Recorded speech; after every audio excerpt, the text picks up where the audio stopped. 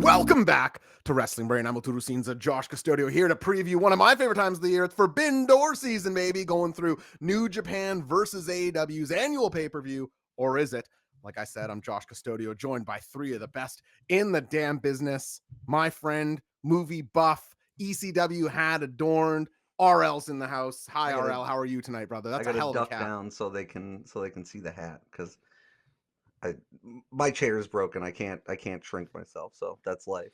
You've been to ECW live, correct, RL? Yeah, I went to two or three in the late in their run. Even still, as long as it wasn't 98, TNN 99. shootings. Yeah, no. RL's in the house. Joining he and I is Sludge Williams, who is only handsomer by the day. He's wonderful. He's from Broad Street Hockey. You know him, you love him. Sludge is in the house. Hi, Sludge. How are you tonight, brother?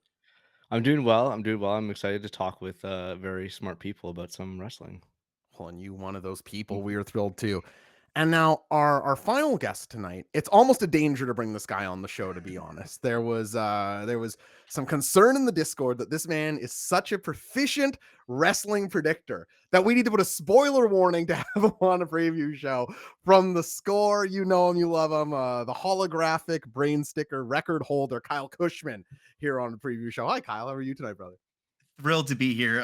But I do have to start off with an admission that I maybe been working you guys a little bit because I do have only one holographic sticker. I won the very first one, World's End. I finished runner up with Tagashi in World's Toughest Fighter. So Tagashi, and then I got the reputation of being that guy, and I have not been that guy since. Well, credit to you. I would have never admitted that. I will happily continue to be that guy. Well, thank you so much for coming on tonight, man. I swear to God, RL's got one. This is my friend. I have two. Okay. Oh, hang on. RL might have just taken your crown. He beat me in the final. He had Avagor, right? I had Avagor. That's right. Yeah. Thomas, do you have a holographic brain sticker? I mean, I just grabbed these from my desk that I haven't put them anywhere yet, but they're under my Switch. So sorry. Oh. Nintendo fanboy in the house here. Fruits and Article calling for Kyle's mic to be cut. He doesn't want the show spoiled. And who could blame him? Guys, thank you all so much for joining me tonight. I think there's a large discussion to be had about Forbidden Door this year, even beyond just the preview show. Before we get to the 1-7 scores and the matches, I'll start with you here, Thomas. How do you feel about Forbidden Door in 2025? Does this feel... The first Forbidden Door to me was as must-see and like sort of the dream of AEW fulfilled.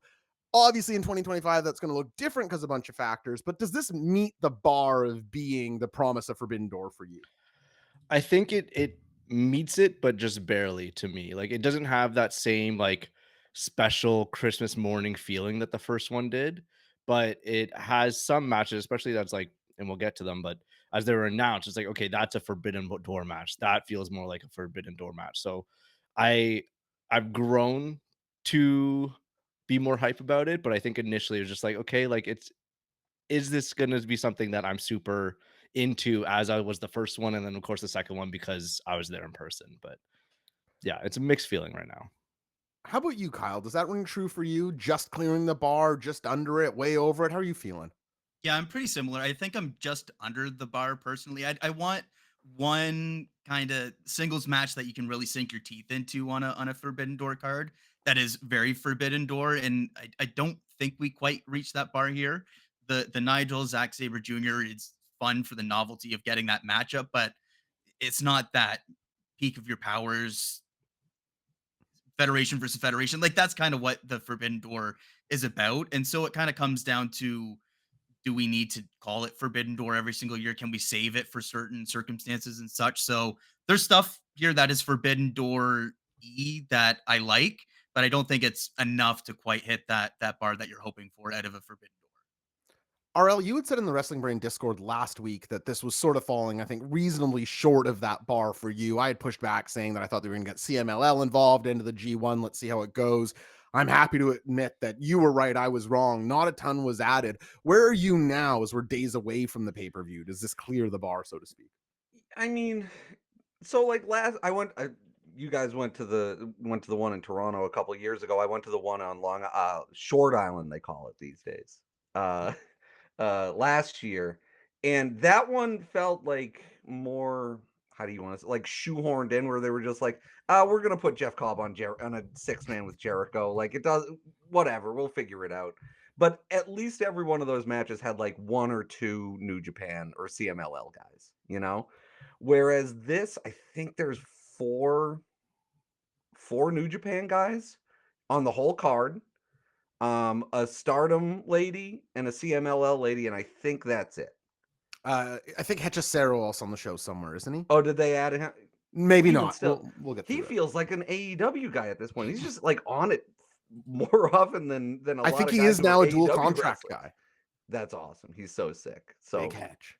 no problem for me. But like, I feel like maybe they're gonna add 1 or 2 things on like 0 Hour or something like that, just to get the War Dogs involved or something with the ops. I don't know. Yeah, War Dogs Ops feels like a likely ad after Dynamite. That's a good shout. Kyle, what you said rings really true for me, where you don't want to get into the critique of Hell in a Cell was always, we don't need to just do this because it's October, we're forcing a feud into it. And this doesn't hit the bar for Forbidden Door for me. That doesn't mean this is an outstanding pay-per-view on paper. This looks like something I'm dying to see. The main event in particular has so much story and meat and dynamic that alone would be enough to get me in the door. But it doesn't at all feel forbidden to me. Nothing here feels beyond, and it's much harder in 2025, obviously, because nothing really feels forbidden 4 or 5 years into AEW. Yeah, it's not new anymore. Exactly right. We know this is the drill. So yeah, I am excited for the show, but not really in a crossover way. I agree. We just one really meaty match without Kenny and Gabe 2 on this thing, which I really thought was going to get booked. I think actually the Cage makes it seem sort of last minute-y too, and that might have been the plan, but neither here nor there. Let's see where the chat is on this, and then I'll go to you guys as well. We'll get our 1 to 7 scores. Bobby, did I introduce you? No, but I'm here. How's it going? Kind of rude of me, no? That's okay. The guy does the most work around the place, and he doesn't even get a hello on air, for God's sake. Not very polite. Hi, Bobby. How are you tonight? Good. Good to be with all you guys. Good to see this crew, too. I saw Slack in the chat was saying it was warming his heart, and I agree. It's nice. It's like all the boys are back together here. Only one song about the boys being back in town. Anyway, let's go to the chat. On a scale of 1 to 7, with 1 being the worst and 7 being the best, what do you, the Brady X of the chat, and then RL, Kyle, and Thomas, your hype level for Forbidden Door this Sunday? Let's hear that music. 2, 3, 4, 5, 6, 7. Come on. 1, 2, 3, 4, 5, 6, 7. Come on. The scores come in. I'll read them out. This one really easy to keep a track of an average. Fruits are edible and 7th offensive with full 7s. The Devil's score, a 666 from Kev Seltork, Ben Olin, Skookum, and T-Dels 2020, our favorite 5-year-old in the chat, at 6.5. Quite excited. Some youthful exuberance. RL, how about you? 1 to 7. Where are you on this? I think 6.5 feels about right to me. The stuff that I'm hyped for, I'm unbelievably hyped for. And the stuff that I'm not so hyped for is a little too frequent on the card for me. How about you, Kyle? 6.5, 7 less? I'm at a 6 here, where just because there isn't like the lights out, I think is going to be insane, and we'll obviously get into that, but there isn't that, as we kind of talked about off the top, that Forbidden Door singles match really to get super hyped for. And then by the end of Sunday, we're probably going to be at a 7 anyways, but I'm a 6 going in. Yes, 6.25 for me on this one. Thomas, where are you? Round us out here. I think a 6 as well. It's just, again, kind of lost a little bit of that Forbidden Door feeling, but looking at the matches, just like, how could you not be anything less than a 6, honestly? Let's talk about it. We've danced around it. I think wherever our scores out of 7s are, at least 2 points maybe coming from this match. I think it's going to main event, as I often do with the unsanctioned matches. It's a lights out steel cage match. This is a collection of wrestlers to put in a cage if there ever was one. It is the Golden Lovers, Kenny Omega and Kota Ibushi. Oh, they're back together in this, by the way. Darby Allin returns. He's in this match. Will Ospreay and Hiroshi Tanahashi. There's your babyface team. One of the babyface teams of all time, I dare say. They're taking on the Death Riders, Jon Moxley and Claudio Castagnoli. They ditched Wheeler to make room for Gabe Kidd. And then the Young Bucks continue sort of their unholy alliance with the Death Riders. I'll go to you here, Kyle. Who do you predict as a winner? And what are you most looking forward to in terms of playing out in this match? Is there a pairing you want to see either together or working against each other? What really has you salivating for this one? Yeah, there's so much here. Like, as you mentioned, like Darby Allin is coming back just casually in this lights out cage match, which is what the last time we saw him in a cage match, he tried to light somebody on fire, which that's like the bar we're going into this. And you listed off all the names. It is absurd, the level of talent. And you also factor in that like everyone is also working on either one leg or one arm or one vertebrae and all this stuff. So I'm really looking forward to this. At the storyline going in with some of the Jon Moxley and Will Ospreay next stuff, I'm looking forward to seeing how that pays off in terms of what absurd bump Will Ospreay takes to presumably write him off for some time. But how is it not anything that involves Tanahashi and Ibushi working together, or even just Omega and those guys working together again? Like, that is just the core of what this is in terms of the pairings and things that you can make. But I'm sure we're going to get a bunch of different stuff that's going to be electric to presumably close out this pay-per-view. Thomas, what jumps off the page for you here?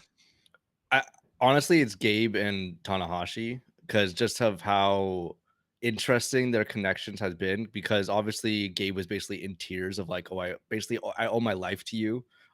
You are my king and everything like that. And then suddenly we're seeing at AEW and he's like throwing him down off the turnbuckle and shit like that. So it's just like, it's that dynamic that I don't know how they're going to be playing it out on Sunday. But yeah, I'm going to be taking like extra care and like really try to see if there's how much they combine. They've got to have a moment where Gabe has him up for the pile driver and is like, I can't, right? I mean, but like his presence in AEW doesn't say that at all. Like For that, sure. That's the mixed signals kind of that we're getting right now. RL, a more pointed question for you here. Okay. Does Eddie Kingston appear in this match? I think they're going to empty the fucking locker rooms for this match. I think all the Death Riders, I think all the Ops, all the War Dogs, Eddie Kingston, Bryan Danielson, like go down the list. All these people are going to be in the building. Hell, they might even bring out all of House of Torture. Why not? You know? But yeah, I think definitely we see Eddie Kingston. And like I said, I think we see Danielson, and just a crazy amount of people are going to be involved. The door is opening in this 3 minutes into the match. There's no way they don't do that. Maybe a weird question for you here, Kyle, but do you have a guess of what sort of cage they're going to use for this match? Like, you have many options. You can go with the CZW fence with like 6 feet around the ring to leave lots. You could do the New Japan, would you say, fence that's like 6 feet high, more of a fence than a cage like they do in the dog pound matches? Or are we going to get the traditional just AEW cage with all 10 of these guys in it? Do you have a lean here? I think it's going to be the AEW one, but I would love to see the New Japan one with the extra room. And I think that opens up a lot more possibilities just because of how many people are in this. Like, and then with the probability of more people getting introduced into this match, it might get a little congested if it is that AEW style cage. But I'm expecting the AEW cage, but I'd be happily surprised if we had a little bit more room around.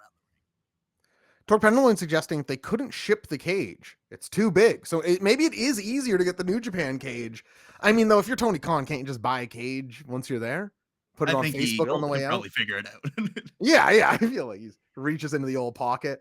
Oh, Slack was joking. I will interject here just to say, from a production standpoint, we are showing the match graphic, and it does have, at least in the background of that graphic, the AEW style cage. So somebody in the graphics department thinks that's what they're doing. It's not a guarantee, but it is there. No, but that's a good tip. Although Bobby, of all people, knows maybe sort of the inconsistencies of the AEW graphics department and their dependability.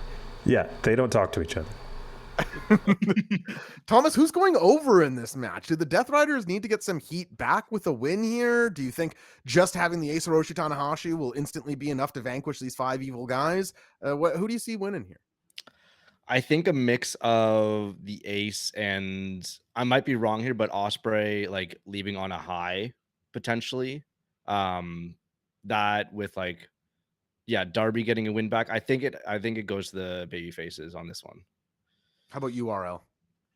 I think Osprey's leaving on a stretcher. I think they're gonna be like they're gonna hit that guy with a fucking truck, and then And he's gonna do a corkscrew sell off of it, even though normally a guy would go under the truck. That's right. Osprey will. But yeah, I think high fly flow onto Claudio, maybe off the top of the cage or something, just like something. He's gonna. Please. Somebody looked it up, and this is Tanahashi's second cage match ever. Oh yeah. I mean, I've seen him do the flow off a ladder through a table, and it set my life for that year. It was a great year for me after seeing him and Kenta do that. So maybe we get something like this at the top of Forbidden Door.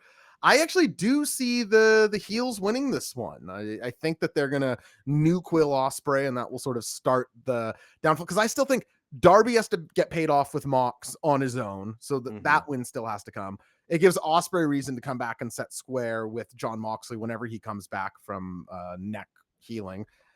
So I'm picking the Death Riders to win here, which I actually think is sort of interesting booking. So I can see it going either way, because the Death Riders need a win after dethroning. It doesn't really feel that way to me, but Moxley's either way, lost a lot lately. Yeah, they've been losing like crazy. Yeah, I damn near thought Mox was going to lose to Kevin Knight the other week. Guy's been so generous.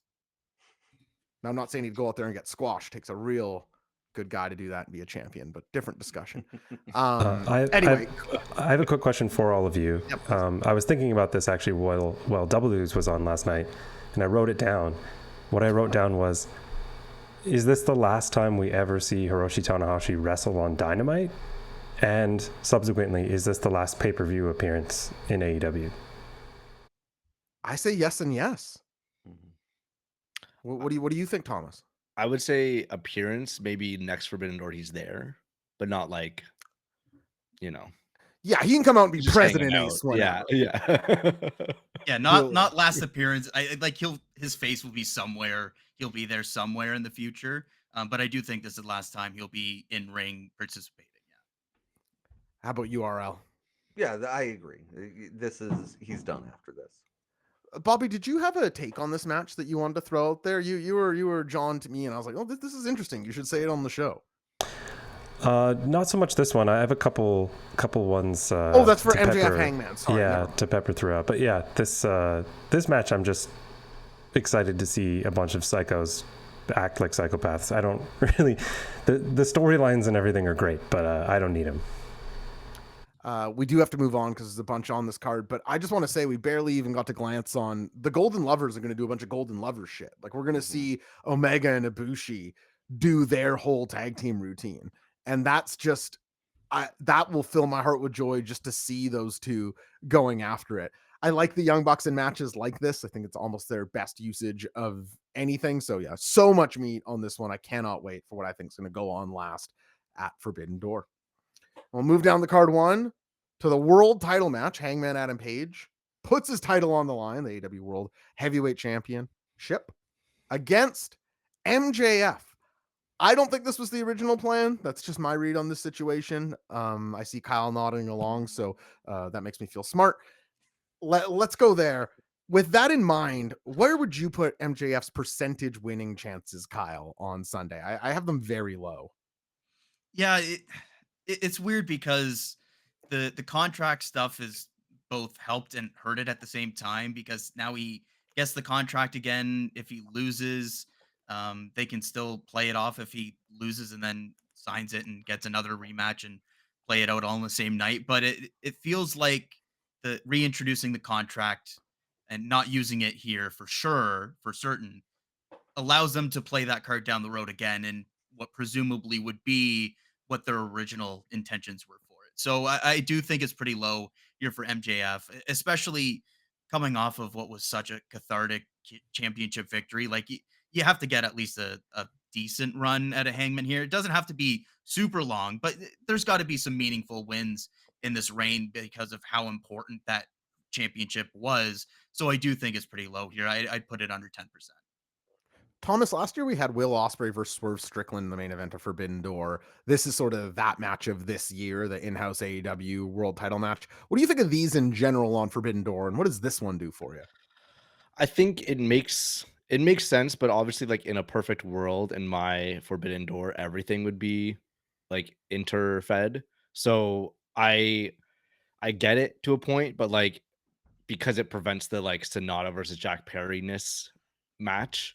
But like, yeah, I understand because AEW needs to have the title up and have a reasonable chance of the challenger winning. But honestly, like if this was someone like, I don't know, I'm just trying to think off the top of my head. If this was like someone like Gabe Kidd against Hangman, there would be a chance to be like, oh, well, Gabe Kidd might be going to AEW anyway, so we could win the title. And it's probably this exact same percentage of winning as MJF right now. Yeah, So but it presents so differently. but it, yeah, like something that I would like a million times more. But the just like, yeah, I get it, but it just becomes a little bit like, okay, yeah, sure, like sure, it's Forbidden Door, man. All right, let me paint a picture for you. MJF loses to Hangman Page. Buckshot Lariat, 1, 2, 3. The Hurt Syndicate comes out, beat down Hangman, and force MJF to use his contract right there. Is this on the table?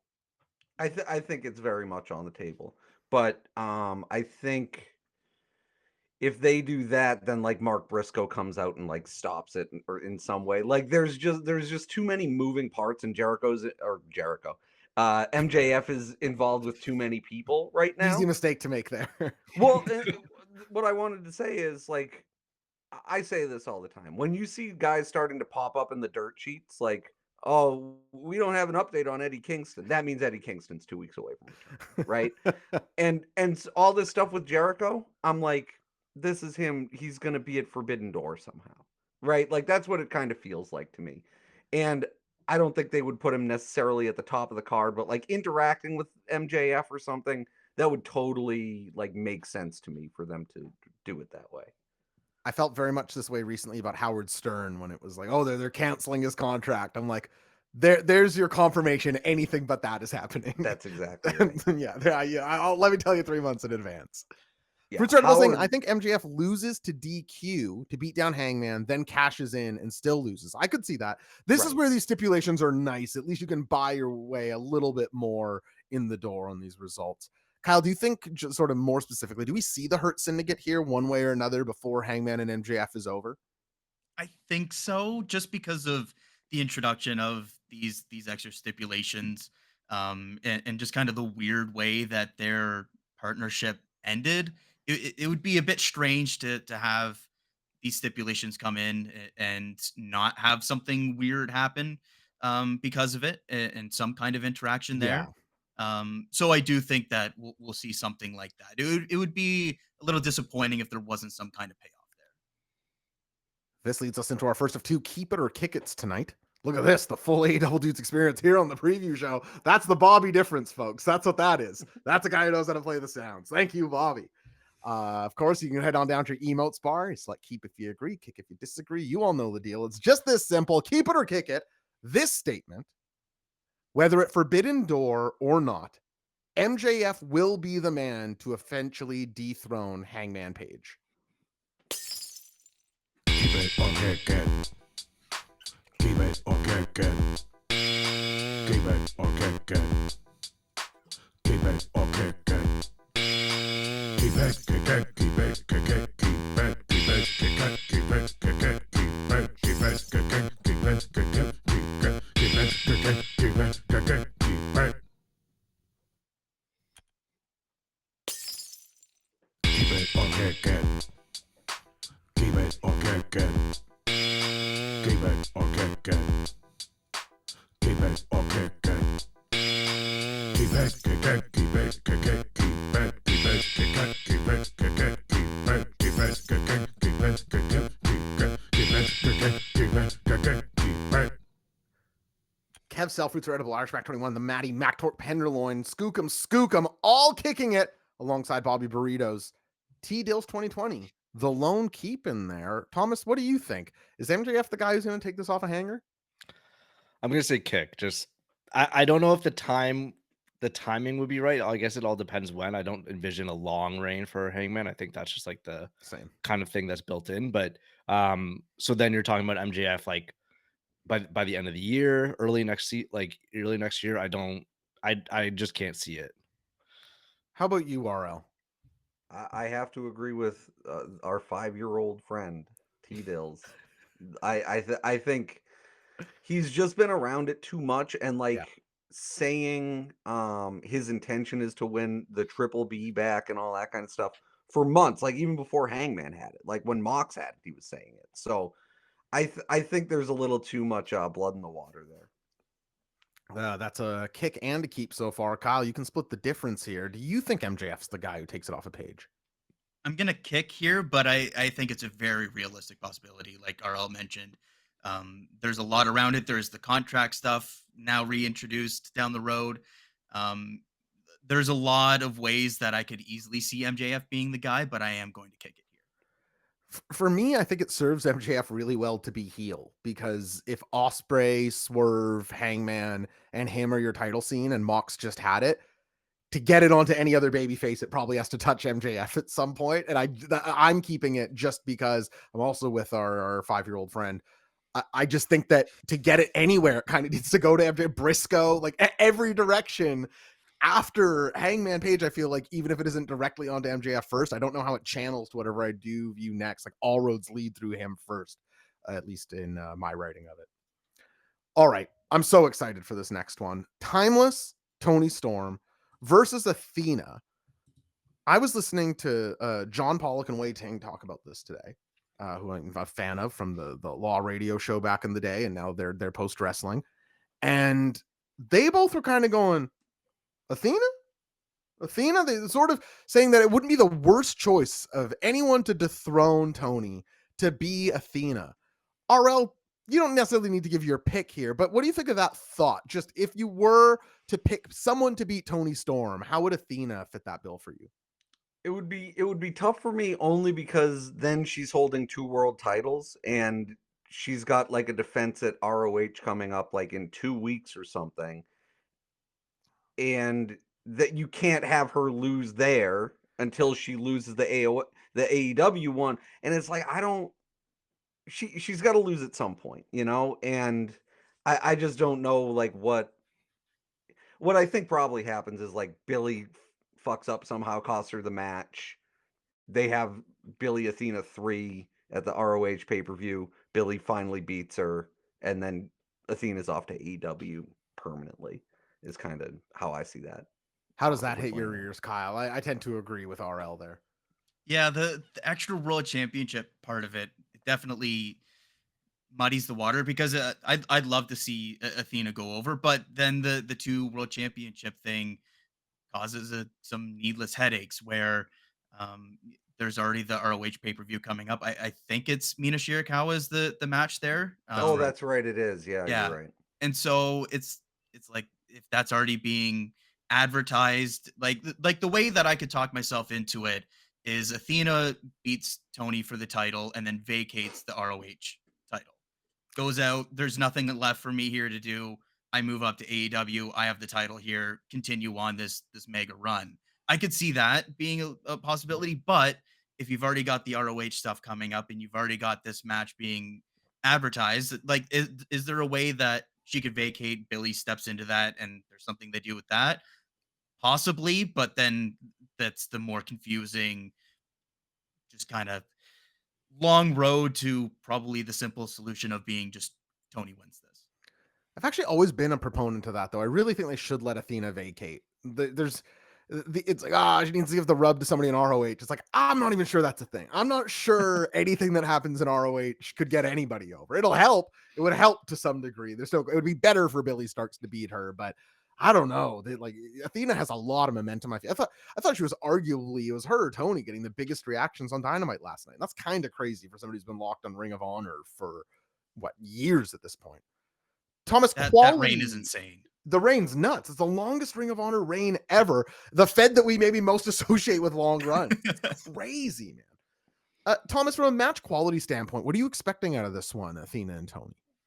A lot. I think it's going to be pretty high. I think a lot of Athena, a lot of just what she does. I love. I absolutely love. I'm maybe not like Mercedes Tony level, because that's like a expectation of like, oh yeah, it's Yeah. the greatest women's match in North America in the last decade or whatever. But yeah, I expect somewhere of the higher quality where people could realistically walk away and be like, that's my match of the night. Potentially, if they maybe it'd be like a dark horse pick, but it would still be high enough quality when enough things happen and enough things that people love happen, that could be a contender for sure.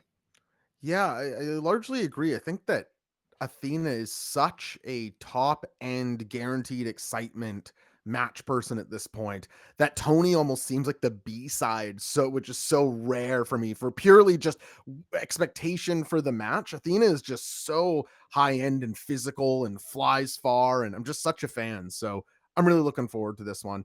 I can't pick her. I don't think anybody is, but I'm really expecting a good showing here. But something to keep in mind, if you don't think the Hurt Syndicate are losing, this is not any of you three, anyone, there's got to be a title change somewhere on this card, no? Yeah. So There's maybe it usually has one. to be the tags, but if Bobby Lashley says no, then where are we going? It could go anywhere. Let's go one more down the card for the IWGP Heavyweight Championship.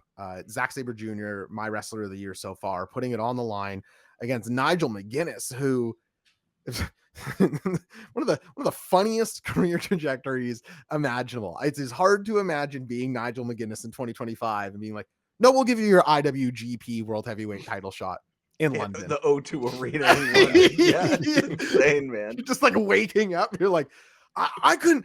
I was in 900 seaters at ROH. I thought that was gonna be my life. I thought I was losing that. It's really a nice story in that way. Expectations wise, Kyle, I think this one, there's been a lot of noise made this week, which I love, about how this isn't in a stadium. It's in the O2 Arena. It's a dome. It's going to be loud. We know these European crowds. I'm a big MMA fan. I know the European, the England fans, they just, although saying I'm an MMA fan now, I probably shouldn't do anymore because it's associated. I'm serious. Like I'm like, someone's going to think I'm like a monster. Power slap. Big into power slap.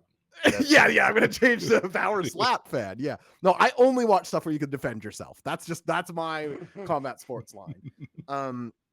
But this is to say that I think that the crowd in this arena, this European crowd, is going to be almost a character in this match. Two English guys in London in their home arena. How much of that is going to carry this match? And is there any chance Nigel gets to be an IWGP Heavyweight Champion? Lock it in. AC Yeah, Universe this is is the making lock. it happen. Yeah, I'm hyped to see this one just because, as you mentioned here, the crowd is going to be rocking in the O2. Like, this is going to be really fun from that perspective. It's going to be very different from the rest of the card, so I think it's going to stand out in that regard as well. And then yeah, just the matchup itself, as you mentioned, Nigel, this weird trajectory, being this guy that pops up all of a sudden at these huge events that happen to be in England as well, and all this stuff. And there's some interesting storyline stuff for the AEW perspective, the Daniel Garcia of it, Bryan Danielson popping up this week. There's definitely some interesting storyline stuff that can happen with this. But in terms of the crowd, I'm glad you mentioned that, because the English crowd, I think, is going to be rocking for this one. RL, let's run with that, because I think Kyle's right. I think you're probably going to get a Danielson stare down with Zack Sabre Jr. at some point here. And I think everyone on earth is expecting, praying, willing into existence the Daniel Garcia heel turn here. Why else would he be in Nigel McGuinness's corner? Are you seeing these things going down? Oh, yeah. I mean, the thing is, like, the Daniel Garcia singles run really kind of died on the vine, right? And what better way for him to... Died. It's been horrible. It's been so bad. They put a singles belt on him, and everybody was like, "This sucks. Get this guy off my TV." And it's Dan Garcia, a guy everybody was high on. He pins Bryan Danielson clean.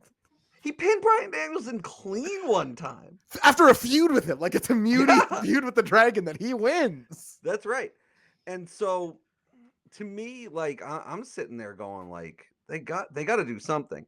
And honestly, if he just started ripping off the Zack Sabre Jr., maybe not presentation, because I don't think he can pull off like the kind of like British punk thing, but just like the way he acts. If he started acting like Zack Sabre Jr., everybody would be like, I love this. This is perfect for me. Just like he's a dickhead who's really good at technical wrestling. Nothing else to discuss here. Snotty, like Exactly. like bratty. Those are traits that I think, and I think we all agree. Daniel Garcia, I don't know if he can do it to the level of Zack Sabre Jr., but you're so right. Chasing that style, I think would be. There's basically nobody better for him. I'm glad he's gonna be ringside for a Zack Sabre Jr. match this week. That'd be great inspiration to take. That's right. Thomas, I feel like this is kind of a U match, brawler versus technician with a hot crowd. Are you pretty hyped for this one? Yeah, like this is probably my most anticipated match. I think so. Again, like I agree that Zack Sabre Jr. has been my wrestler of the year. Just every match is just gold. G1 was my favorite, probably run throughout. Out of nowhere, dude. Goto gets in, Yeah. the most beloved champ gets injured. Do you know what a bad spot that is? They could get Rey Mysterio when they wanted Bryan. Y'all remember that moment? Like, poor Zack Sabre Jr. to step in and it's done it. It's insane. Yeah, so like everything that he does, like I'm super tuned in for. So I think I am just super, like I can't wait to watch this. It's just gonna be insane. And again, like the interest part of it, like the storylines part of it, keeps you kind of locked in a little bit. Pre and post match. I'm trying to think of like if Daniel Garcia or if Zack Sabre Jr. from Buffalo is gonna be popping up. But yeah, it's just I'm excited. I don't know what else to say. Daniel Garcia Jr. Not Yeah. the worst idea. I'll circle back to you on this one, Kyle. Let's assume Daniel Garcia does go heel here as we're sort of expecting. Where would you like to see him sort of go? The TNT scene was no good to him. Could he circle back there and go with Kyle Fletcher? Or is there somewhere else on the card that you'd kind of like to see a heel Daniel Garcia rock? Yeah, that's the interesting part of it, because assuming the heel turn happens, TNT, I think it would be fun matchup in terms of him and Kyle Fletcher, but is that really the way you want to go in terms of heels in Yeah, that two sort?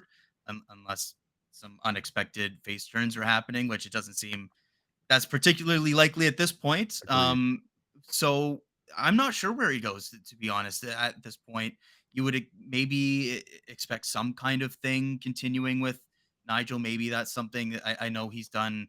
It was an ROH pay per view that Nigel was on at some point. I know Garcia has some history holding a title there somewhat recently. Like maybe there's something that leads into the ROH pay per view, but Yeah.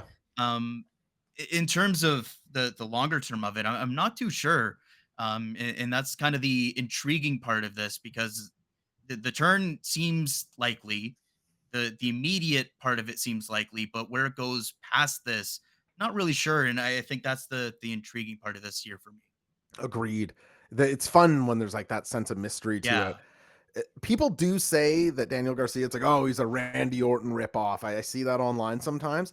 He should actually go that way. He should become AEW's legend killer to me and just start wrenching the limbs of Jarrett and a returning Jericho and bring in Minoru Suzuki, who he's already got a win over. Just let him be any guaranteed babyface stuff for a little while and then maybe rehab him for when a babyface does hold. Man, Hangman really is the babyface in the company right now. I'm thinking of champs, and it's holy hell. They've got top of card sort of sorted, but man, down card, it's a lot of heels. TBS title on the line. Mercedes Moné, Alex Windsor, Persephone, who I can't claim to be very familiar with. Has anybody on this call seen much Persephone? Couple of matches, maybe. Yeah. That's it. Yeah, she was in that ROH Mhm. match, and then was she in that at the beginning of the year Wrestle Dynasty or something like that? I think You're right. She was on my radar, but only those two kind of multi-person matchups. Somebody I am more familiar with versus Bozilla. This is a BLG if there ever was one. She's like Godzilla, if the name didn't sort of get that across to you. Who, again, I'm not going to go on to a 5-minute diatribe, but one of the most over beings ever is Godzilla. been over for 70 years, still over, still moving tickets, hasn't needed to say one promo, does the same act 70. He's the Ric Flair of Kaiju. It's unbelievable. There's even got the good entrance music. You're totally right. Yeah, it's unbelievable. The only thing he can't do is get King Kong over, which it'll never happen, but they're going to keep trying to force it. It's Tough to watch. Anyway, I'm really excited to see Mercedes Moné take some Bazilla offense. That's almost the full draw for me to this match. Thomas, I'll lean on you here as the more Stardom inclined person on the card. Should people be excited for a rival here to AEW?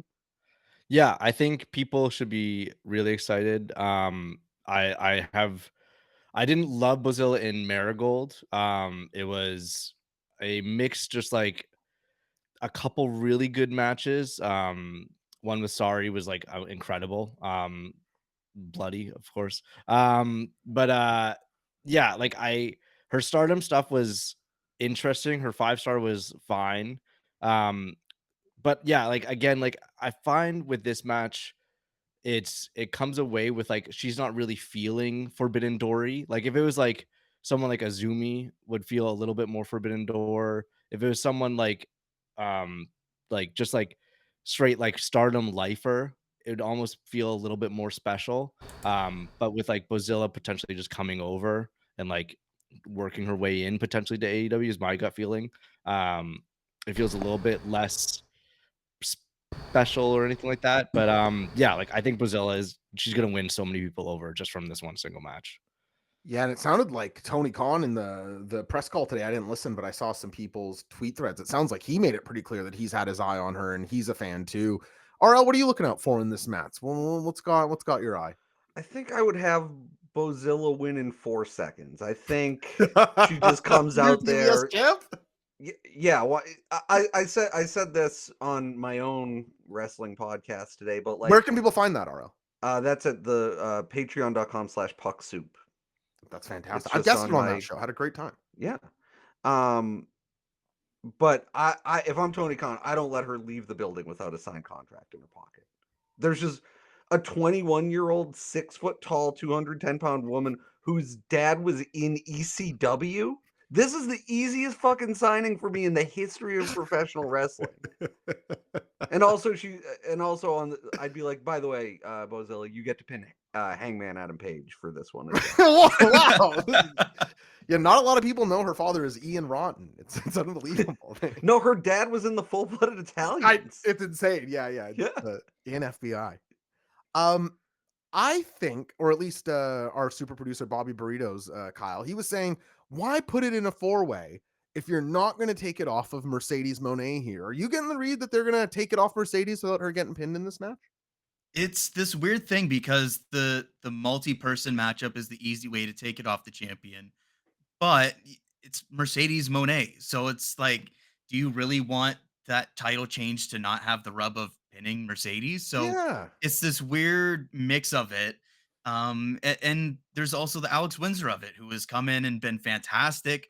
It's in the O2. You would get the home crowd reaction and you wouldn't have to pin Mercedes to have it all happen. Like there's a way that you can talk yourself into it happening, but then it also would just be a lot better for the, like what happens after it. Like does Mercedes get that matchup again? And then if she loses that, well, then why wouldn't you just have her pin her in the first place? So then is it a short-term thing just to get that crowd reaction, which kind of lessens it in retrospect? But it's definitely something that there's the typical way you would perceive this 4-way where it's easier to take it off the champion, but it's right where in this Mercedes case, I think it is almost the opposite, where it does make it easier, but then it also lessens taking the championship off of Mercedes in the first place. Well, they can also subvert us in that way, where we're looking for this 4-way, and then Mercedes actually looks stronger because she managed to defend against 3 opponents, which is like the actual, like she's a baby face. That'd be the takeaway. It's like, oh, she managed to overcome a harder defense, but we'll see. I don't see her dropping it here. I lean to agree there, where I just feel like that moment's got to be Willow pinning her at some point. You loop all the way back around. I don't know why. I feel like Willow is ready to launch, and that's a built-in moment, and then Mercedes can go falling down the stairs, dropping all the titles and whatever else. But yeah, I don't really see it here. Thomas, do you see, argue with RL, maybe Brazil is doing it in under 10 seconds, which I got to tell you, I'm being talked in the door on. Or Windsor in London, like there's reasons to think it go elsewhere. Or do you see Mercedes holding on? I think I would give it to Mercedes like 70%, Windsor like 25, and then everyone else 5, maybe. That's I math, like right? that.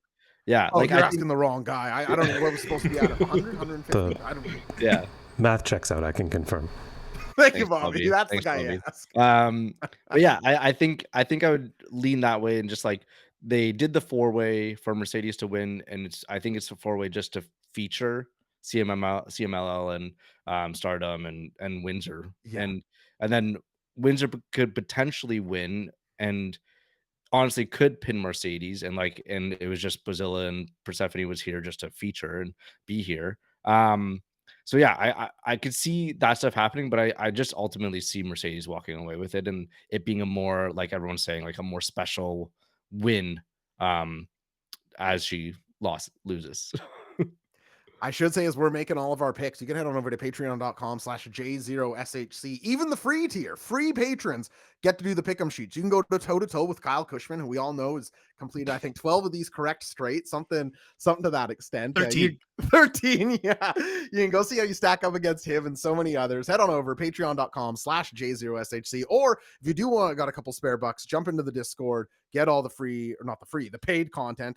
And a great weekend to be in the Discord talking pay-per-views. Best place to be during a pay-per-view. You might even be able to find a way to watch the pay-per-view in there. Wow. You might be able to. There's people there who know where you can watch the pay-per-view. They say, "Oh, here you go." It's anyway. I got a couple things here, if you don't mind indulging me. No, please. Just about this match. I think I've been on record for the last year and a half saying whatever Mercedes is doing is usually what I'm the most interested in on any of these shows, whether it's a New Japan Strong show or Rev Pro show, whatever it is, CMLL or AEW. So I have a lot of things racing through the brain for this one. One, Josh, you had pointed out yesterday that she was using a replica TBS belt, and that happens from time to time, like maybe a bag got lost or something. Mox was horrible for it. That guy never remembered the damn belt. But kind of uncharacteristic for Mercedes, and it made me think, like, I wonder if there is a title change coming and they commissioned a new belt for a title change. That was just a thought that ran through my head. So try that on for size, I guess. So would that lean, you're saying, Bobby, like a Windsor, maybe a UK flag kind of deal? That's kind of what I was thinking. Yeah, it's kind of a stretch because, like, why would they would give it to her next week probably if she won. It would be weird to do the night of, but it just got me thinking that she's got a fake belt for a reason. That's more interesting than just she left it on the plane or whatever.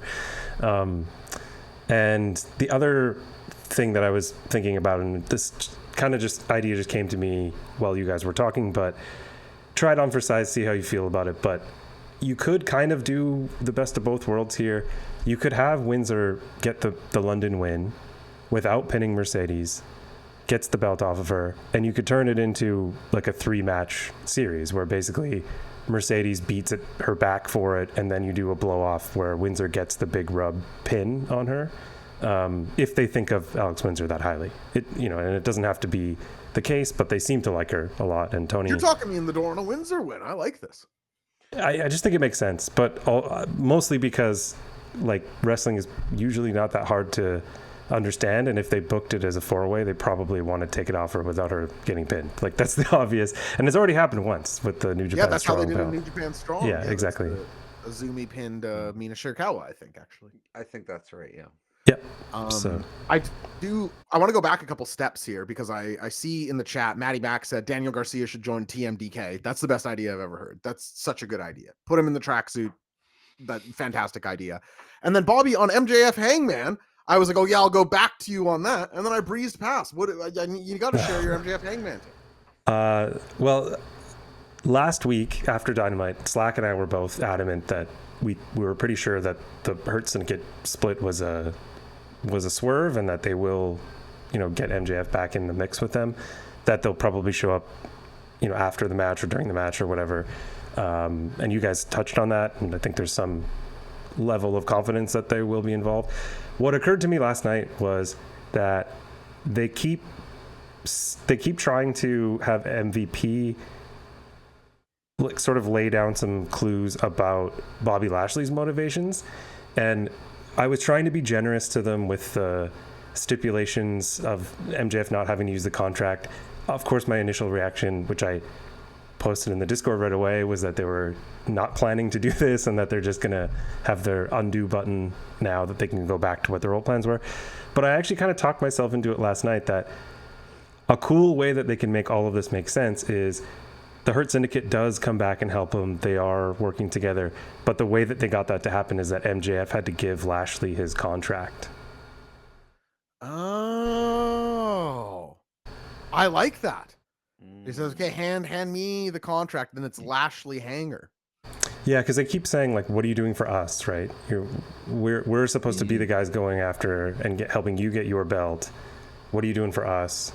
And MVP keeps saying, if you win that belt, you got Lashley coming for you, right? So kind of aligns everyone's motivations, I guess. I got to cut off your mic. You're going to steal the show. That's a great, you're going to be hosting this thing in a month. That's great thinking. Was it Hurt Business like beating up Briscoe, right? I'm trying to remember. It was Ricochet. It was Ricochet and Gates of Agony. Okay. Goa. Thank you, Bobby. Let's move on. There's some good stuff left here on the card. Here's one I think we're all very interested to talk about. The Hurt Syndicate, aforementioned, putting their tag titles on the line in an elimination 3-way tag team match. Love elimination matches against Brody King and Bandito, and FTR, Cash Wheeler, and Dax Harwood. Thomas, I feel like this tag tournament has been outstanding so far.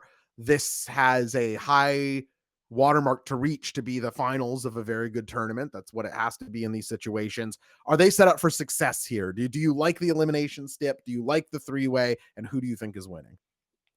I don't like the 3-way, but I like the elimination as an addition to it. If you have to have it. Exactly. Yeah. Like, and I think it's going to go, it's like a heart and mind thing. Like mine says FTR, heart says Brodito, just because how can you not think, like, look at Brodito and be like, they should be champions of everything right now. So yeah, I'm just gonna go with Brodito just because I think they should honestly just keep with how hot this team is. Give Brody a reasonable title. Not saying trios are, well, I am saying trios aren't, they suck, respected. So and just like, and they can wrestle like they've shown so much, and not have these tag titles disappear like they have kind of with Hurt Syndicate. They could wrestle every week like they have been, and defend these so often, and kind of do what like Fletcher was started to do with the TNT a little bit, by just making it appear on the show. So I think it's just an easy choice just to go with the hot hand, but the FTR, like their whole thing going on right now is really good too. So I'd be fine with either, but I have to go with Brody King always. So RL, help me out here. This is an elimination match, but if one guy is pinned, the team is out, right? Yeah. So Bobby Lashley doesn't need to get pinned. The Hurt Syndicate could be eliminated on a Shelton Benjamin pin, right? And that's what would happen if they lose, for sure. What are you predicting is the finish of this match? I think maybe they even get eliminated. The Hurt Syndicate even gets eliminated first, because you can just tell the story of, Brodito and FTR kind of realize, we got to get these look at the size of these guys. We got to get them out of here. And they work together in a way that, doesn't really make storyline sense, except, they just had a match, and I don't know why you have FTR, a tournament that doesn't to your have a point, winner. RL, But FTR likes to do the Friends of Convenience angle in matches. They have that DIY Authors of Pain match where they just realize very early, it's like, oh, the Authors of Pain are way stronger than John Gargano and friends. It's going to take all 4 of us to take out one of these guys. And that sort of becomes the match. So I think that's probably what FTR is pitching in this triple threat. Yeah. Kyle, is there any... sorry, RL, go ahead. Oh, no, I was just going to say, like, I I kind of doubt that that's what they would do. I don't think that you have your champions get eliminated first in a match. Be But I fun. think that might be the story they try to tell, and like, FTR gets a roll up on Bandito, or more likely Brody. Brody's the only guy that isn't like a multi-time champion singles guy. They pin Brody. The Brody match formula is they make him look like Godzilla. Again, one of the most, I can't get into it. He's so over, it's astonishing. And then they pin him later in the match. That's the Brody match formula. Kyle, help me out here. Just like RL did. If you are going to have this on Brodito, or if we're going to entertain the idea of Brodito winning, does it help that FTR versus Edge and Christian just doesn't need the titles at all? Absolutely. That's I think for me the ideal is Brody King and Bandito get this unexpected run and get the titles on them, especially for Brody, who I think everyone here loves, and it would be great to see him get that kind of rub. And you get the Cope and Christian thing without the titles because it doesn't need it. It has a storyline of it. But I think it comes back to the Cope and Christian of it all, which is I think ultimately Tony probably wants them to be in that tag title lineage, and I think it's easiest to get to that route if FTR are the ones that have the belts and you go straight into that rivalry, because the current situation is Christian is dealing with his guys, and the relationship between the two is completely hinged on you help me with my guys and then help me with my guys on the other side of it. There's ways that you don't necessarily need to do that straight into it with some of the injury return stuff that we got this week. But I think ultimately the most likely way that this goes is FTR ends up with the titles. We get to the Cope and Christian of it, and they get into the lineage of the tag titles here. Main event to Toronto, maybe? Probably. Yeah, I feel like that's on the table here. But I like this one in the same way I like the women's 4-way now. I'm not 100% sure. As we talk about it, I could actually see just the dynamics playing out differently. But I will lean Brodito. I think that it's, I forget who just said, sometimes it is just the hot hand. I also just personally, I like when tournament winners end up getting the thing. I think it's consistent with you have like the hardest road to the title there is, winning 2-3 matches, sometimes depending on the tournament, 100 matches if you're in the G1. So I like when that pays off for them. So I'm gonna go with Brodito here, just for something fun in the division and rewarding Brody King, who has all this fan goodwill despite never winning and never getting promos. Is this the most likely title to change, everyone thinks? I think so. The most likely, for Yeah, sure. Most likely. I don't think it's Yeah. a guarantee, but I think it's the most likely. Yeah, I do think so. I just love talking about wrestling so much in the online sphere. Just the idea of, I want the Hurt Syndicate to not want to lose now. I want that to be true. And I want them to be like, maybe next week. So we'll see. A little bit more down card. And thanks again, guys, for jumping on here. Only 2 more matches to get to. One of them is Kyle Fletcher versus Time Bomb Hiromu Takahashi for the AEW TNT title. RL, I don't think this is going to change hands, but I do think that this is a shaken pop bottle ready to rock. I think that Hiromu may not be the Hiromu of old in some ways, but these are 2 shit-eating wild men in Hiromu and Kyle Fletcher, and I think they probably see that in each other. Are my expectations too high for this match, or are you thinking this is a match of the night contender? I can't go that far. I think it'll be, I think that if you're going down the list of like New Japan guys to represent New Japan for the Forbidden Door, Hiromu Takahashi has to be pretty far down that list. Sure. Well, unless it's against Darby Allin. Sure. Yeah, for sure. How have we not gotten that match yet? I know. But like, I think so him being kind of lower on the tier system in New Japan kind of lowers people's expectations naturally versus like if it was Shota Umino or Yu Uemura or whoever. And that of course opens it for like, oh, the surprise match of the night. Whoa, where did this come from? I can't imagine there are a ton of AEW fans that are super familiar with Hiromu Takahashi in the way that they would be even for Shota, right? So That is funny to think about, but you're right. But my brain's always locked to like, oh no, the LIJ, people are gonna go crazy. But no, like Right. time has passed. It's not 2017 anymore somehow.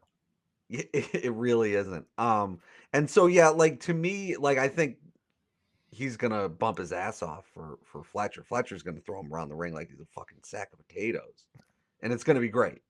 So I'm looking forward to this match very much. But like I can't get there with match of the night. I just don't think they'll give it the time to get there. More than fair. Kyle, what's your read on this one? Do you think that this is going to be sort of one of the defenses for Kyle Fletcher, or is this going to be something, maybe RL's right, a little bit shorter, in and out, surefire defense, and we're on to the next, but solid? Yeah, I think it's going to be on the shorter side to be one of those marquee defenses that you look back on. But I think this is going to be action packed. I think it's going to be really fun for the time that it is. But when you look at the rest of the card, something's going to be a little bit shorter, and this is probably on that checklist to be one of those shorter ones. But I don't think that's going to take away from the quality of it. I think it's going to be an action packed on the shorter side of it when you look at the rest of the card and the lengths that those go. But I think this one's going to be a lot of fun. And how about you, Thomas? Is this, you with these guys, think this is going to be a little bit more basic than maybe I'm getting my hopes up for? I mean, I think I lean more towards you Yes! than RL than Kyle. But like I think it's what I opened up with like, this is the true, like, this is Forbidden Door, like Hiromu showing up to Dynamite, doing all that stuff. Like I think this is what got me feeling like it bumped up my excitement, definitely. So I think maybe I'm attaching that to this match specifically, just that feeling. But I'm really excited. Like I think this could be one of Fletcher's best defenses. I think if you had like a heat map of the ring, it's going to be like completely red of just like everything. They're going to go like crazy, but it's also going to be maybe like 12 to 13 minutes of just like insanity and like electricity and Pedal down. get everyone excited. Yeah, like it could either be an opener just to get everyone super excited, or it could be somewhere in like the last, like the last third maybe, or something like that, just to like have a little bit of a jump. But yeah, I'm really excited for this match. I think again, maybe not match of the night when Mercedes Moné is on the card, but yeah, it's definitely up there for me. To that point, is this quote unquote like the most Forbidden Door match on this card? Jeez, It's the I only think singles New Japan match Yeah. on the card, Yeah. right? 'Cause Like it's- the other one would be Zack Sabre Jr. and Nigel McGuinness, but Oh, there's right. the weirdness of it, of Nigel not being like this Yeah. full-time wrestler of it. So I probably lean towards that one. But in terms of like the Forbidden Door you expect year in, year out, this is probably the most typical you would expect on this kind of card. I think you're right. Mhm. Like, I think kind of just factually, it's the only AEW versus New Japan 1v1 match on the whole card, besides, like you say, one that has a little bit of asterisking around it. Now only two more. I forgot about that tag. A match that has to be the two best wrestlers doing some of the worst work I've seen. Kazuchika Okada versus Swerve Strickland. I haven't enjoyed a moment of these guys interacting so far. I would say the build has actively hurt a match I should be pretty excited for. I didn't love their first match on TV, whenever that was. Again, a TV match and a Forbidden Door match are not the same thing, but I didn't get the sense. Neither of them are going to work harder than they need to, and I feel like that didn't necessarily bring out the best in one another. Am I being a nincompoop here, Thomas? Is this going to whip ass and I'm going to look stupid, or am I right to have sort of a tempered spirit about this one? No, I'm surprised. I'm right with you. There's just like it's a coldness to this match. Like when you think of Okada Swerve in a vacuum, it's just like, this is insane. Like I feel like, and you said the build has kind of hurt. If they announced this on Wednesday, then I'd be jumping out of my seat like, oh Just my the match god, this is gonna graphic. be fucking insane. Yeah. Like but then it's just like this steadiness of it, and like Okada's AEW run like has been great, but I haven't got that Okada feeling of like, this is a huge moment of like him having his like underbite face, what's like that, like crazed hair. Like he hasn't looked like he's tried to me. Yeah. So if we get any semblance of that in this, and I know Swerve can bring that like emotion out of people, then I'd be super into it. But right now I'm like kind of tiptoeing around the fact that this might be like middle of my match. Like if I had to rank them at the end of the night, just like, yeah, that happened. I'm not going to think about it ever again, but I'm hoping that there's more for these two later. Are Thomas and I being too salty, Kyle? Is this going to overachieve? You've got one of my favorite Rainmaker shirts there is on. Do you have faith that these guys are these two greats? They're two great wrestlers are going to manage to get it done. I think it speaks volumes that we're this deep into the show and we're finally getting to this in terms of the build of it, which I'm hoping kind of lights a fire under both of them, or at least Swerve to that you would expect him to kind of raise the level of the build, just given what we expect from him, and him maybe being a little more um, disappointed with the traction that it's gotten, and maybe that lights the fuse under them and gets something a little bit more unexpected going into this match than what the build has shown. That's what my optimistic, hopeful part of it. But Thomas is right, where the Okada stuff there's been great matches, there's been um, fun matches throughout, but it hasn't necessarily been that Okada signature that you're expecting, and kind of going into this weekend, you wouldn't really expect it to be that in this spot as well. So I think it's going to be a very good match. I'm hoping it gets up into that, whoa, we were sleeping on this way too much. And I think there's a way we get there. But at least going in off of the build that we've had, it's hard to set the expectation level to that versus what we probably were expecting as soon as we saw the Okada Swerve stuff at the very beginning of this build. RL, something that's been very weird to me is I was very sure on Wednesday that we were going to see the return of Don Callis and some sort of announcement that Takeshita had won the G1. Absent from all of Dynamite.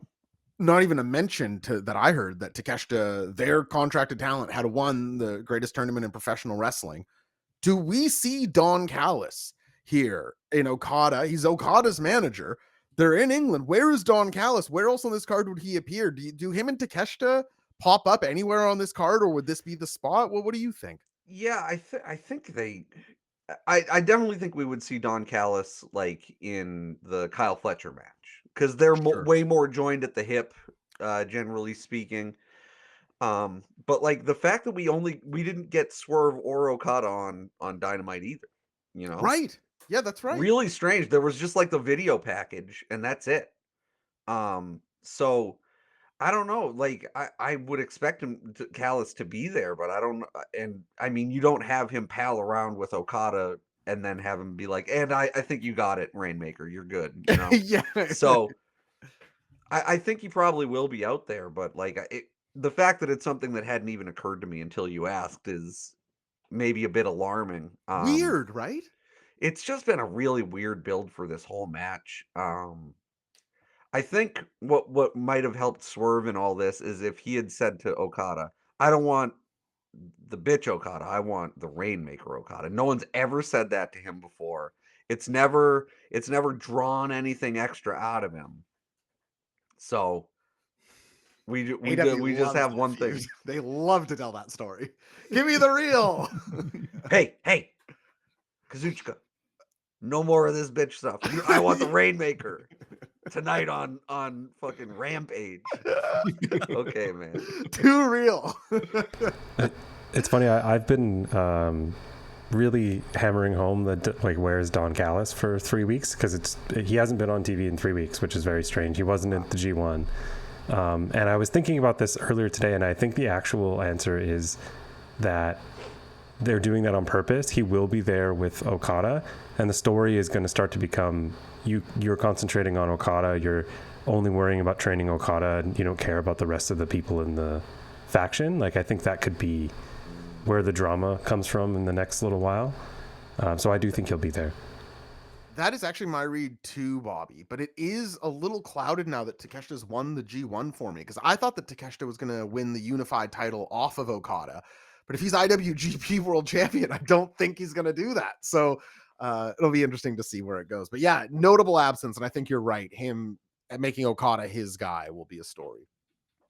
One last point on this match, if I may. Please. Just because we're joined by three big brains in the sports writing world, I was thinking about that, and Josh knows Puck better than anybody, so he'll know exactly what I'm talking about here. Yeah, I'm the But- fourth one. Yeah. But I couldn't help but think when they first announced this, or they first teased that this was going to be the matchup, and going along with what RL's been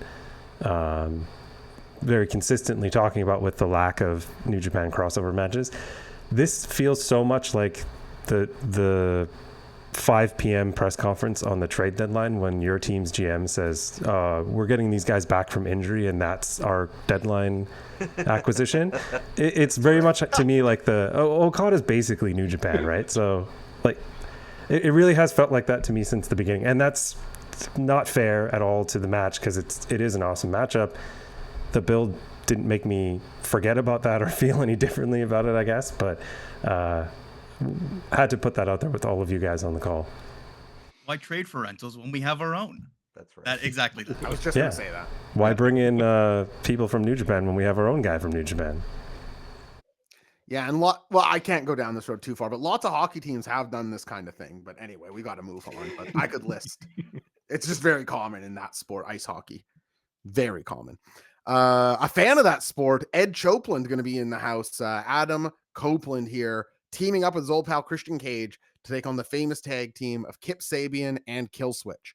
It's an interesting one for me because Nick Wayne is somebody that I'm very interested in seeing wrestle. This felt like a big spotlight. Finally, we're through the Christian thing. We lose him. That sucks. But Luchasaurus returns and he looks incredible. This match is awesome now. I'm very interested to see. There's like a lot here for me. Is Kip Sabian somebody that really gets me going? No, but he's on steroids and grew out his hair and he's going to take the pin in this match. And so it's fine by me. I'm actually more excited than this. This maybe is the most thing that I'm excited to see Adam Copeland do in all of the AEW so far, besides talking for 25 minutes. That is I like when they sing his song. Yeah. We all That's do gonna that right happen. now on this day. Okay. Well, how great did Killswitch look last night, Thomas? And what does that do for your interest in this? Obviously, the thing is Adam or Edge and Christian are back together, but how about the big dino? Are we happy to see this guy or what? Yeah, I'm more than happy to see him. I honestly, he slipped from my mind a little bit, and then I was like, oh yeah, that's sick. Like he looked insane. He looked like safe to say he looked like a monster. But yeah, I think you still get a little bit of dynamic with Christian and Luchasaurus. Like you still get a lot of not the same dynamic as you would with Nick Wayne, but I'm super excited to see him in this match and really interested in it to see what he looks like back, and then and Cope and Christian and everything about it. How about you, Kyle? Does this nostalgia run do something for you? The Edge and Christian run? It's sort of divisive, I feel like, within the Wrestling Brain listenership. I'm actually into it so far, which is sort of even surprising me. Where are you on this and watching them wrestle for the first time here on Sunday? Yeah, I like the way that they've gone about it in terms of them not necessarily being on that same page, as they literally said. Like there is still at least a little bit of tension, or there's at least a bit of storyline to go to them being either completely on that same page, or that being their ultimate downfall if they don't end up winning titles or whatever happens into the future here. And I'm also somebody that never watched the original run for either of those guys. So it's a shorter run than their contemporaries. Yeah. Like it's not some giant thing, Edge and Christian. In overness, so it is. the Canadian factor of it all, and with All Out coming up, the timing of it made sense. So I'm excited to see that run of it, and the Nick Wayne coming out of this as well makes it an interesting dynamic going forward in terms of storyline as well, because if you go with the assumption that it's this and then FTR and potentially tag titles, and you think about what happens down the road of that, a way that maybe pays off in an interesting fashion is if Nick Wayne and whoever in that faction eventually takes it off of them. I like down that. the road, if this is something that they knew the injury was something going into this, or if it's something that they've had to pivot and whatever it is. But in terms of this weekend coming up and not going too far down the road with a bunch of what ifs, I'm at least excited to see the duo go into this and lead into what will obviously be that super hot All Out crowd in Toronto. I think we're all thinking Edge and Christian, it would be crazy if they lost their first match back, especially to these guys. So what is the hook of interest for you, RL? If there is one to this match, is it E and C being back together? Is it finding out what we're going to call them? Is it finding out what music they're going to use? Or is it seeing the incredibly vascular Luchasaurus in the ring? I have absolutely no interest in this match. I love Luchasaurus, but like Kip Sabian, Edge, and Christian, it's just like, man, I was around for the original Edge and Christian run, and these guys are coming out here. They got all these funny jokes they do, the poses. You guys ever see them? Oh man, I can't wait for it. Imagine if that was like my mindset going into this match. This is gonna be fun. No, it isn't. It's gonna suck because Edge is involved. He's terrible. But all he's gonna do is hot tag for a spear and sell. That's it. It's gonna be just like the good old days. It's gonna be Christian wrestles Luchasaurus. Fingers crossed. Like, right. I'm just dreading the month of promos leading up to All Out. Okay, yeah. Listen, I'm with you there. You got Ed Choplin talking. You got me. And listen, I don't mean to complain here, but no one has note taken more of this man's words over the last years of my life. He's just so long winded. And imagine me saying that about someone. It's insanity. It's hypocritical. There was maybe a little bit of juice when Nick Wayne was in it because he's just like the future of the company in certain ways. Like, you could at least present him that way. You give him a singles win over Christian at some point, that would feel big. And now he's not in the match, and it's like, okay, well then I guess I don't care at all. Did you see Luchasaurus' sort of torso? He's so. If you told me he ate Nick Wayne, I'd have been like, that makes sense. Look at the size of that guy. But yeah, to me, it's like the B side and now the C side of that trio against one guy I don't like and one guy who I do like, but is also like 50. Yeah, not somebody you're like dying to see. I feel you here. Well, folks, that is it. That is Forbidden Door 2025. What a panel. This one was a blast for me. Thank you three so much for coming on. I think 625 feels about right for me still for this pay-per-view. The stuff I'm really looking forward to. I'm looking forward to some of the weaker stuff. The bottom there is not so much slicing me, but I will be back the moment it ends on twitch.tv/wrestlingbrain, where we are right now, going through the whole pay-per-view to see if it delivered. So come on back for that as well. If you're in the Toronto area on September 20th, we are doing Wrestling Brain Live 3. Go to wrestlingbrain.net for ticket information on that. Thomas, where can people find what you're up to these days? And talk a little bit about how you do things on Broad Street, because I always think this is very nice.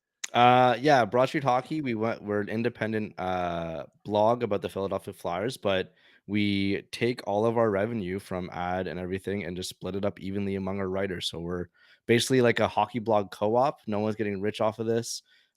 Each month we're just, I know it sucks. We're millionaires now. But yeah, but we got a good little system going where we could actually pay people decent and pay our writers. So people can subscribe for $5 a month to get a bunch of content there. But we have free content as well, just for people that don't mind ads, and that pays us too. So, but yeah, like doing something a little bit different. It feels good to pay people. But yeah. What's the site? broadstreethockey.com. I love it. RL, you've always got your finger in lots of pies. What's going on over in Ryan Lambert world? Oh geez. I guess you can head over to patreon.com/pucksoup to hear me talk about hockey and movies. Well, they're already covered on hockey through me, but you do some wrestling over there. You're right about that. There's no denying it. I'm just like in the wake of whatever Josh is up to. But yeah, I don't know. I got a lot of fucking podcasts over there that I do. This is my third podcast today, so you know, I'm in the fucking content mines, baby. I'm doing it. Swinging the big hats. So yeah, I don't know. Go over there, head to Elite Prospects if you want to read my hockey writing for some reason. I do a lot of stuff over there too. It's all behind a paywall. That's what it's all about. Ha! Don't I know it? Yeah. What's there? The money. And Kyle, where can people find your work? Can I say fantastic debut on Wrestling Brain? You were tremendous tonight, man. That's First time on here. We'll have to have you back. Thanks so much for making time. Where can people find what you're up to? Yeah, I'm a writer with The Score, doing a bunch of hockey stuff there, focusing primarily on the women's hockey stuff in terms of my coverage. And so if you're interested in that kind of thing, you can find me. I post mainly on Twitter still. Kyle_Cush. If you spell it with a C, you go to the right place. You spell it with a K, you go a very different place. I will say, Kyle, I don't think Autumn would mind me saying this. I told the Wrestling Brain, the people who work on it channel that, here's who's coming on tonight. And Autumn, our social media person, was putting over your PWHL writing. Oh, nice. He's the most prominent guy covering the PWHL. What a cool guy. So yeah, definitely check out the writing. I thought that was very, really fun season coming up that starts in like November. But the big thing, of course, for your areas, Vancouver's got a team now, so a lot of coverage coming that way in the coming months. So that's going to be a lot of fun. very exciting. And to all of you, we'll see you Sunday. The moment the pay-per-view ends, right back here, I'll be blabbing like I always do. I hope you all have a wonderful night. RL, Kyle, Tom, Sledge, thank you so much for coming on again. You got what a panel. I loved it. Love and energy, everybody. We'll catch you. And Bobby, thank you for the production. I'm screwing Bobby over left and right. What's going on? I never do this. I put Bobby over. Bobby, I'm sorry. I'm screwing you all over tonight. Don't worry about it. My feelings are fine. They're not hurt at all. Love and energy, everybody. We'll see you Sunday.